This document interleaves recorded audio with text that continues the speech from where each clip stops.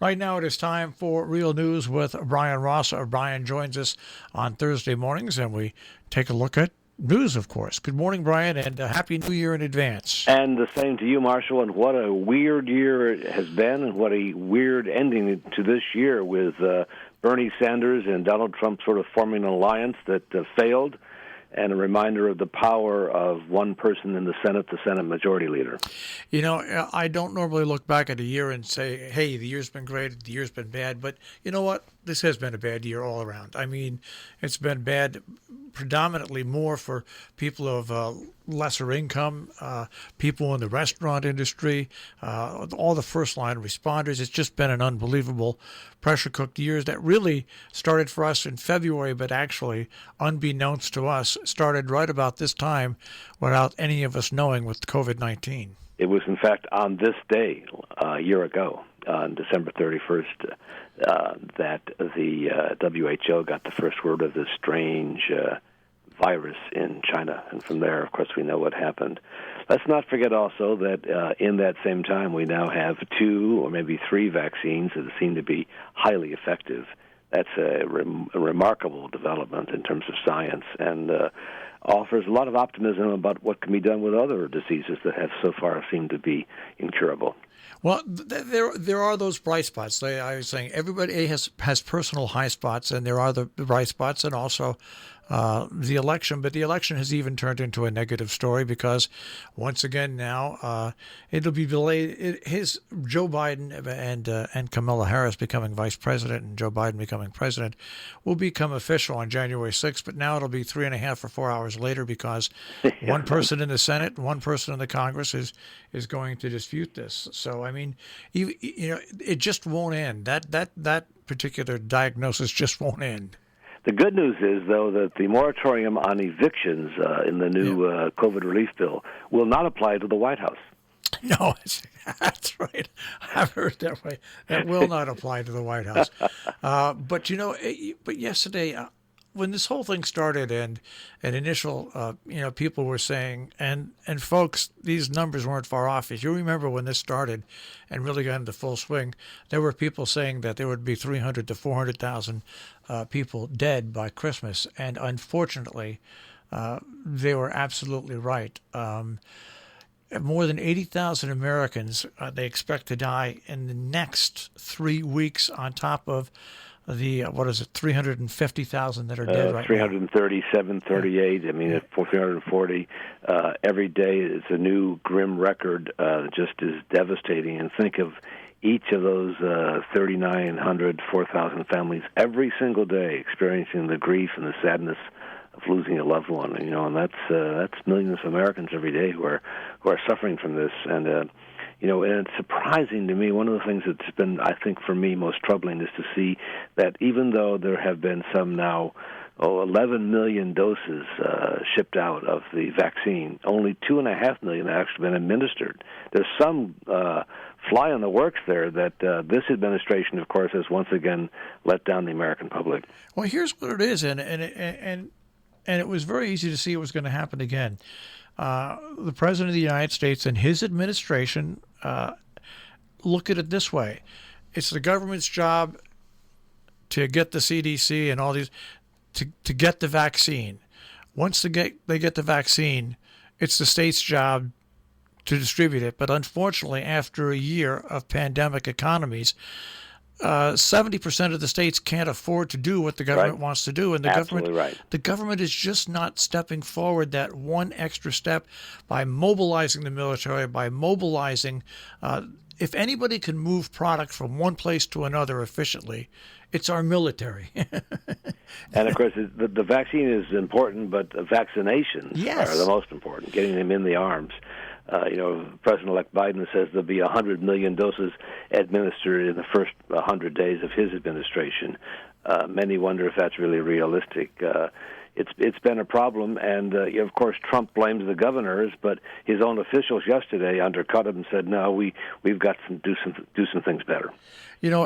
As Joe Biden said, the first 100 days of his administration, there's going to be 1 million vaccinations a day. Well, there's 330 million Americans. How many days is it going to take at 1 million vaccinations a day to do what they quote herd immunity with the vaccine? Right, and of course that's 2 vaccinations per person, so really only 50 million people in the first 3 months. That's a good start, but this notion that there would be 20 million people vaccinated by today, which was the Trump administration prediction, it could not be farther off. Just stunning to me. And with all this talk about warp speed and all the supposed planning, they knew this was coming. Yet another failure here. It's just, to me, surprising that this continues to be one failure after another in terms of just the basic obligation to protect Americans' health. And I had this discussion with Jill the other day. What upsets me a little is, and I spoke with Mark Herco from Sharon Hospital. Sometimes news reporting is a little off on this. I mean, our emergency departments where there's outbreaks are overflowing. Hospitals are not overflowing themselves, but the emergency rooms are so packed and so full, they sometimes at a lot of places can't accept people, and the hospital is so focused on the emergency room, that's where the letdown comes in the rest of the hospital. There's only so many doctors in so many hospitals, and this is such a big spread now that you really can't even, it's hard to import traveling doctors and traveling nurses to come into your area. I mean, this is the bad thing about this, and this is why not being able to get the vaccine out to enough people quickly enough is so damning. Is the infrastructure of our medical system, the health of the doctors, the nurses who are overworked, is just incredible. You're absolutely right, and this pandemic has revealed lots of inequities in the health system, and of course we know that that's not going to be improved just because the calendar changes. We're not going to get fewer people dying just because the calendar changes, and the sort of embedded social and racial injustice in this country, that's not going to go away just because the calendar changes. There's a lot to do in the coming year. And there's so many other problems out there. I mean, we're at the tail end of the Trump administration, and you see headlines like U.S. defense officials divided over potential Iranian attack. These are things you don't want to hear right now if you're an American. These are things you don't want to hear. You definitely don't, and it's stunning that we're sort of, everyone is kind of on pins and needles in terms of the defense officials and intelligence officials about what Iran might do with the anniversary of the killing of their top general Soleimani by the U.S. drones. We don't know what they're going to do, and we don't know what Trump's going to do, who apparently is bolting away from Mar-a-Lago this morning to go back to Washington. He's been sending out these crazy tweets this morning and late last night, see you in Washington on January 6th.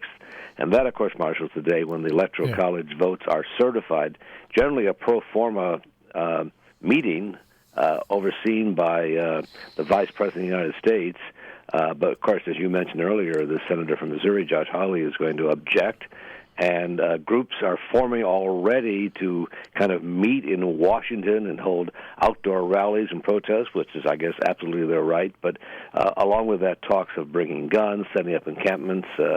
Wow, we're in for a wild week.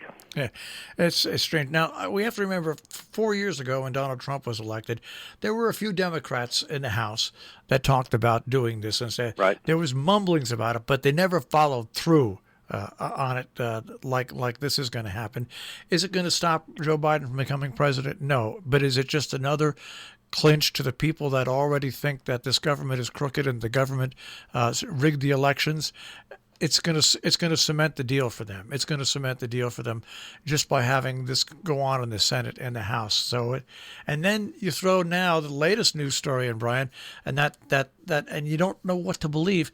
China is now offered bounties on Americans in the Middle East. I mean, what a powder keg we have in the next 20-some days we have to get through. I'll say, it's actually 20 days now, right? It's. Or 19 days. 19 days, yeah. Yeah, noon on January 20th will be the day for many people that they'll celebrate the new year in a way. That's when the champagne corks will really go flying off the bottles. I can't wait for the time where we can stop talking about the problems that our administration has dealing with states and just move on and look at us, in the worldview. Right now, this country is not based on the worldview, which it used to be the leader of the free world. We're not anymore, and this country is not looking at other stories and other worldly involving us anymore. I think it's a big danger of what happened with the America First presentation. I couldn't agree more. And America First, as President-elect Biden said, has been America alone, which doesn't work, and we've seen that. But, we look back, it was 4 years of Trump. He tried to disrupt things. He tested our mettle, tested our democracy, and I think democracy came out okay. The courts did what they had to do. They observed the laws. Members of Congress, for the most part, did what they had to do. Republicans finally conceding the election to Mr. Biden, although not everybody. Well, we'll see what happens when we speak next year, Brian. I'll talk to you next year. I tell you, it's been a great year to be on the Breakfast Club. I've thoroughly enjoyed it. I hope you and everybody there at the station has a great new year. You too, Brian, and we'll speak to you next week. Take care. Bye-bye. Brian Ross, and Real News here on Robin Hood Radio and RobinHoodRadio.com.